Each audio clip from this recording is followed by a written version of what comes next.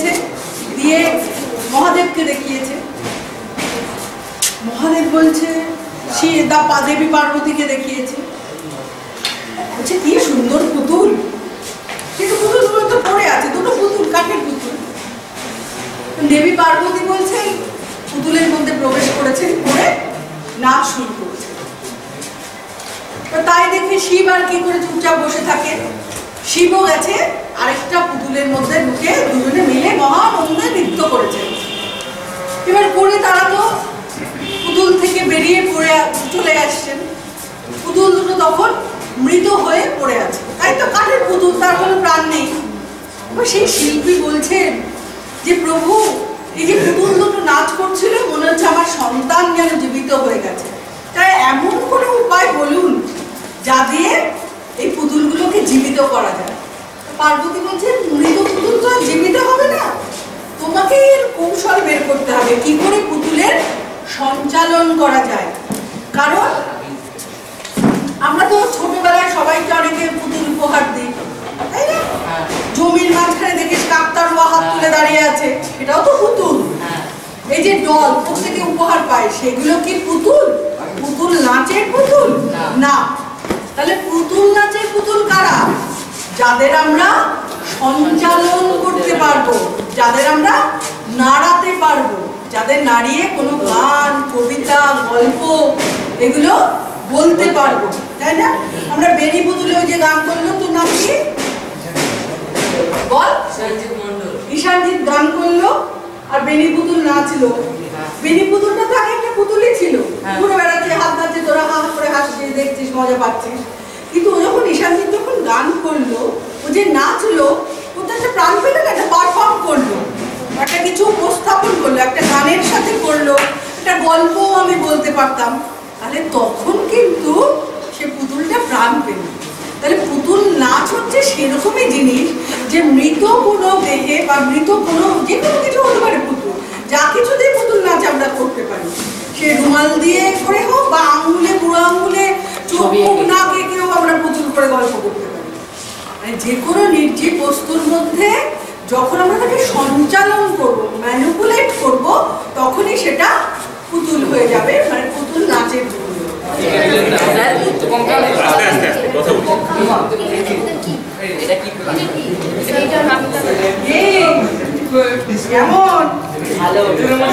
এবারে বলা হয় এইটা হচ্ছে করে সবাই কেটে উঠতে পারবো না, এটাও দোকান থেকেই, মানে তাহলে কিভাবে আমরা কাটবো, যেভাবে কাটবো একটু চৌকোই হলো, একটা শেপ করে এরকম দুটো টুকরো করা। এবার থার্মোকল তো ফেটে ছিঁড়ে যাবে, তাহলে থার্মোকলের উপর আমরা কাগজ এরকম আঠা দিয়ে লাগাবো, ভিতরে থার্মোকল থাকলে উপরে কাগজ। কি কাগজ লাগাবো? খবরের কাগজ লাগাবো, অথবা একটু আর একটু শক্ত করতে চাইলে একটা খবরের কাগজ লাগালাম, তারপরে একটা বাঁশপাতা কাগজ লাগালাম, আঠা দিয়ে, যে কোনো আঠা শুকিয়ে ফেললাম, এরকম করে দুটো টুকরো হলো। সেই দুটো টুকরো জুড়ে দিলাম, ওই কাগজগুলো কিন্তু আর ছিঁড়বে না, এইটা কিন্তু কাগজ বলা হয়েছে, বুঝেছি? সেই কাগজ দিয়ে সেই রকম করে। এবার আঙুল, এগুলো তো এরকম দেখছিস বেশ সুন্দর লাগছে, নানা রকম থার্মোকলের একটু হাতের মতো করলি, ওই যে আমাদের আগে বেনি পুতুলের হাতের মতো আমরা সবাই পারি, কাগজ লাগিয়ে দিলাম।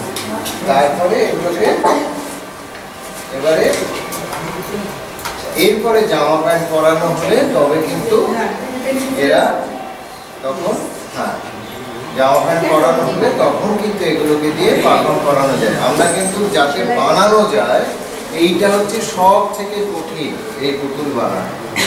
এত সুতো এগুলোর সাথে জড়িয়ে যাওয়ার সম্ভাবনা কিন্তু কোথাও জড়ানো। এগুলো কি বলতো, কালো সুতো লাগিয়েছি, এটা যে কোনো সুতো লাগানো যায়, কালো সুতো লাগালে চোখে কম পড়ে, মানে ডিস্টার্ব হয় না, পুতুলটা ডিস্টার্ব হয় না, সুতো তো সবই দেয়।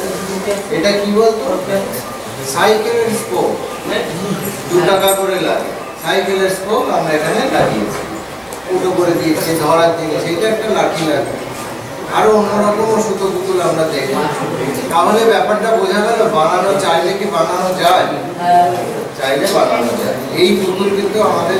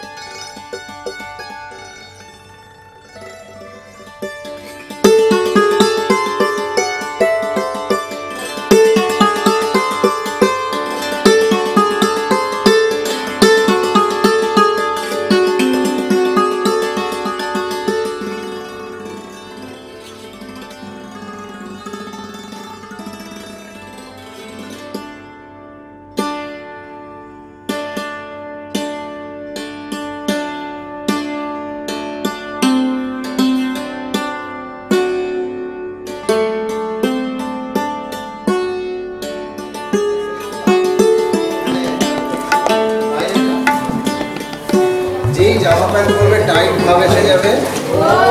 বাহ, মনে হচ্ছে ও বিরাট বড় বিদেশ থেকে এলো।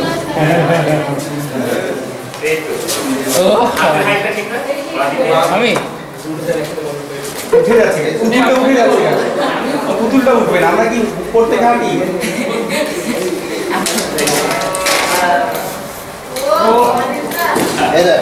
এই ঠপ ঠপ করে পাটা ফেলতে হবে, ঠপ বললো দেখো ঠপ।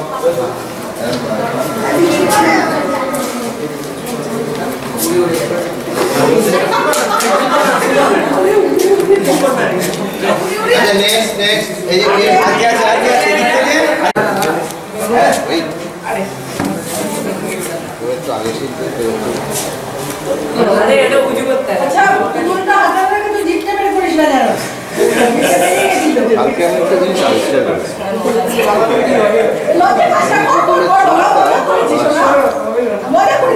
সেলাই করেছি এই জায়গাটা যেটা লাগানো সেলাই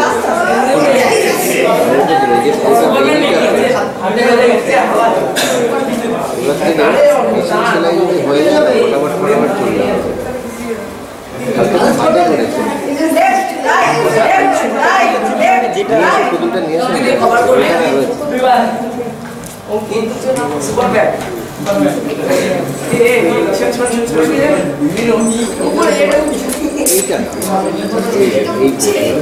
এইটা তো সেই পুজোর একটা ফুল লাগিয়েছে দেখ এই জায়গাটা সেলাই এটা কিন্তু একটা সেলাই এই এখানে একটা গলায় একটা বেস আছে বেসটা শুধু একটা সেলাই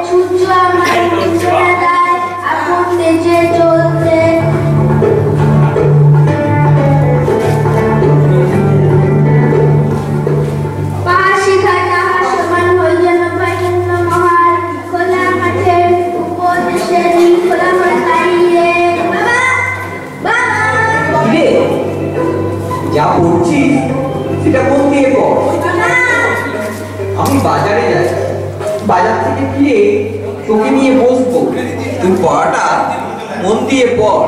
আচ্ছা বাবা, ঠিক আছে। Very good. তাহলে আমি এখন বাজারে যাচ্ছি, তুমি কবিতাটা পুরো মুখস্থ করে রেখে দেবে। আমি বাজার থেকে ফিরে বাংলা ব্যাকরণের নক্তবিধান সত্যবিধান পড়াবো, মনে থাকবে? আচ্ছা বাবা, ঠিক আছে। আকাশ আমার শিক্ষা দিল, তার ঘরের বাইরে বাবা এখন বাজারে, অন্তত 1 ঘন্টা লাগবে ফিরতে। দিক থেকে পরে ঘুমিয়ে উঠবে, কিন্তু তুমি এসে পাশে চলে এসো।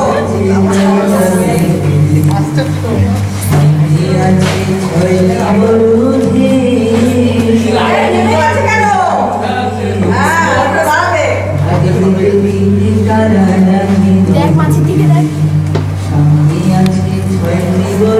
এই যে তোমরা মনোযোগ দিয়ে দেখছো না, এবার কথা বলবে। সে করে দেবে না?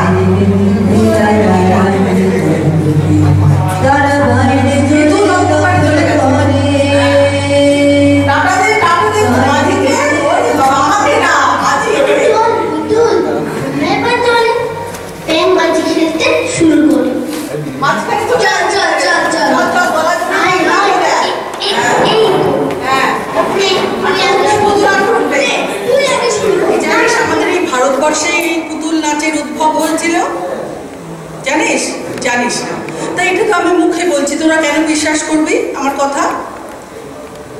আর্যরা ভারতবর্ষে আসার প্রায় 3000 খ্রিস্টপূর্বাব্দ আগে ভারতবর্ষে যে অনার্য দ্রাবিড় সভ্যতা ছিল তো একটা সভ্যতা ছিল আর্যরা আসার আগে, তারা কিন্তু পুতুলের চর্চা করতেন।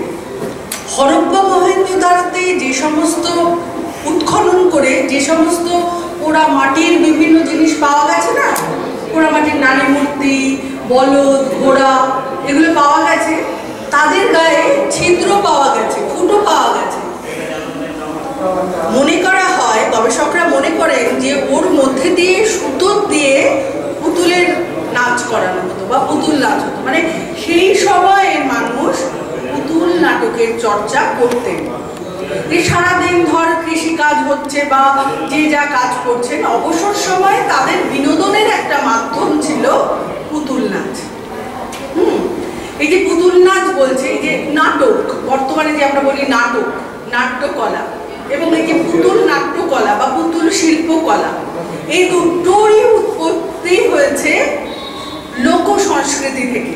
এটা একটা লোক সংস্কৃতি, যে এটা সাধারণ মানুষের নিজস্ব দুঃখ, বেদনা, আনন্দ, তার প্রতিফলন। যে তোরা জানিস না, আমাদের ছোটবেলায় বা তারও আগের ছোটবেলায় যারা ছিলেন, তারা দেখতেন যে গ্রামে দল বেঁধে পুতুলের নাটক হতো, পুতুলের পালা মূলত ধর্মীয় কাহিনীকে তারা উপস্থাপন করতেন। ধর্মীয় কাহিনী মানে কি?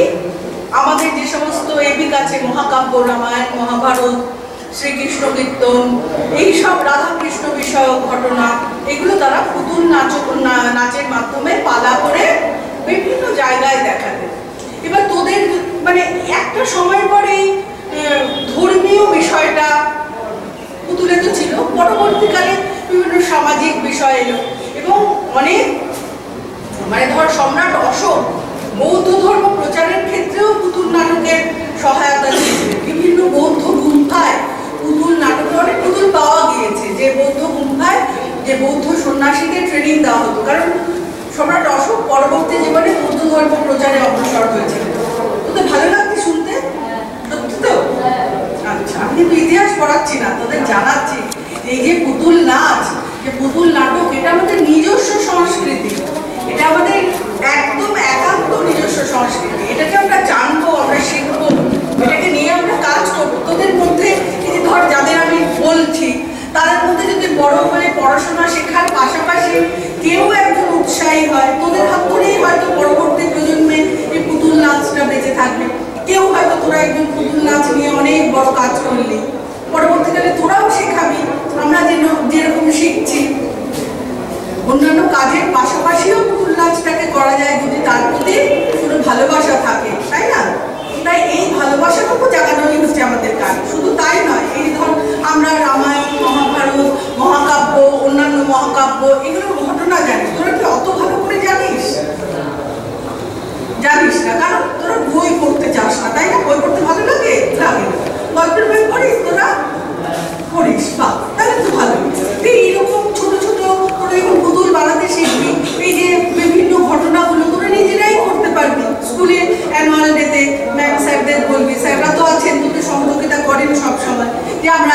একটা পুতুলের উপরে নাটক করবো, বেনি পুতুল কিভাবে তৈরি করতে হয় শিখিয়ে দেবো আমরা, আমাদের সাহায্য লাগলে আমরা সবসময় হেল্প করবো।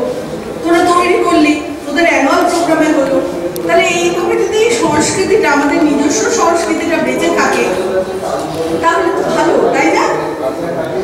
কি হাই উঠছে কেন? ভালো। তাহলে এই হচ্ছে বিষয় যে পুতুল নাটক বা পুতুল নাচ এটা আমাদের দেশেই এর উদ্ভব, আমরা একে ভালোবাসবো, আমাদের নিজস্ব সংস্কৃতি, তাই তো?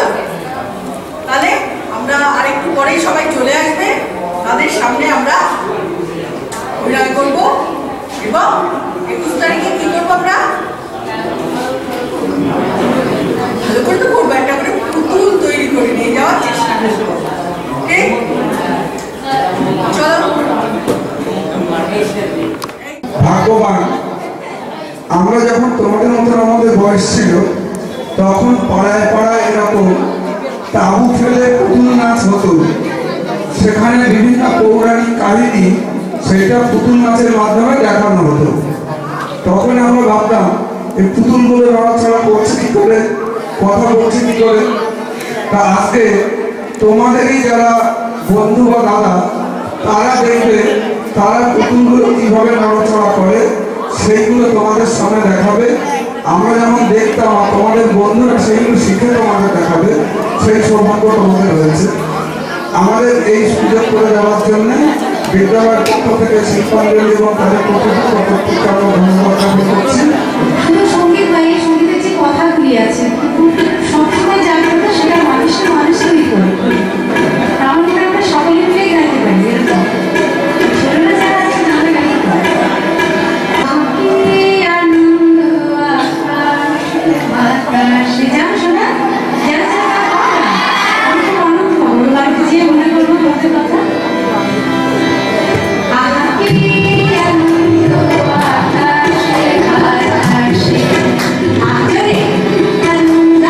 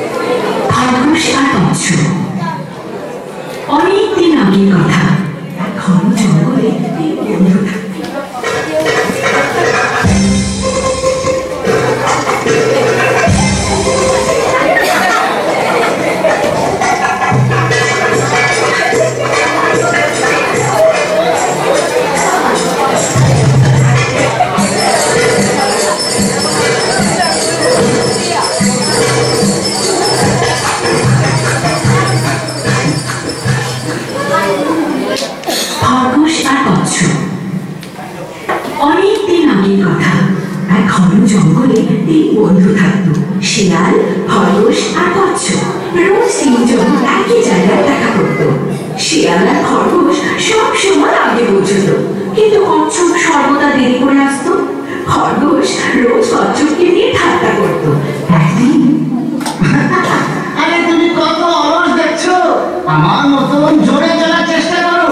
খরগোশের এইসব কথা শিয়ালের মোটেই ভাল লাগতো না। ওকে এ ধরনের কথা বলো না, সত্যি কথা বলতে কি তুমি ওকে দৌড়ে কখনো হারাতে পারবে না। এই কচ্ছপ আমাকে কি হারাবে? আচ্ছা, এত অহংকার, এসব একটা দৌড়ের প্রতিযোগিতা করি, দেখি তাতে কে জিতে। খরগোশ আর কচ্ছপ তাদের রাজি হয়ে গেল। তারা দৌড় শুরু করার আর শেষ করার স্থান নিশ্চিত করে ফেলল। প্রতিযোগিতা শুরু হয়ে গেল। খরগোশ খুব তাড়াতাড়ি দৌড়তে শুরু করলো, কিন্তু কচ্ছপ সে ধীরে ধীরে চলতে থাকলো। খরগোশ তাড়াহুড়োয় খুব তীব্র গতিতে দৌড়ে যাচ্ছে। কচ্ছপ এদিকে ধীরে সুস্থে কিন্তু দৃঢ় আর একাগ্র চিত্তে এগিয়ে চলল।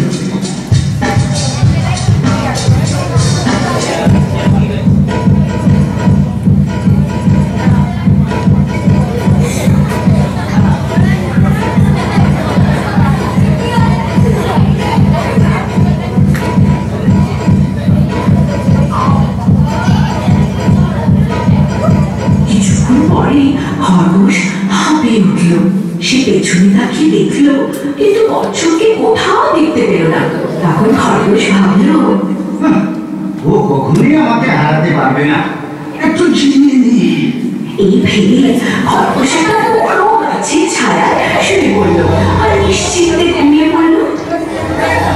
কিছুক্ষণ পরে ধীরে ধীরে কচ্ছপ সেই গাছটার কাছে এসে পৌঁছল।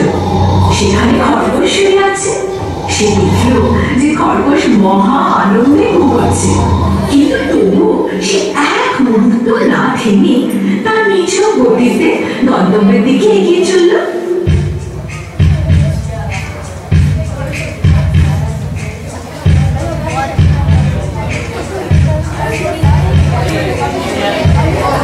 অবশেষে সে তার গন্তব্যস্থলে পৌঁছে গেল। সব পশুরা ওকে অভিনন্দন জানালো। অবশেষে তুমি দেখিয়ে দিলে, কিন্তু খরগোশের কি হলো? অনেকক্ষণ বাদে খরগোশ মশাই ঘুম ভাঙল। পেছনে তাকিয়ে দেখলো, কিন্তু তাও কচ্ছপকে আর দেখতে পেল না। ওই অলস কচ্ছপটা টিকিটাও দেখা যাচ্ছে না, আমাকে আর কে হারাতে পারে? ও তখন গন্তব্যস্থানের দিকে দৌড়তে শুরু করল, কিন্তু সে শেষ সীমান্তে পৌঁছে অবাক হয়ে গেল। কচ্ছপ যেখানে আগে থেকে পৌঁছে গেছে। সবাই হাসতে শুরু করলো আর লজ্জায় মুখ লুকোলো। শিয়াল তখন খরগোশকে বলল, দেখলে তো, তোমার অহংকারী তোমার পতনের কারণ। কচ্ছপ ধীরে হোক কিন্তু নিষ্ঠার সঙ্গে নিজ গন্তব্যে ঠিক পৌঁছে গেল, কিন্তু জিতেও গেল। কখনো কাউকে ছোট দেব না, আর কাউকে নিচে দেখাবার চেষ্টা করো না, বুঝলে? দৃঢ় সংকল্প আর একাগ্রতাই সর্বদা তোমাদের তোমার লক্ষ্যে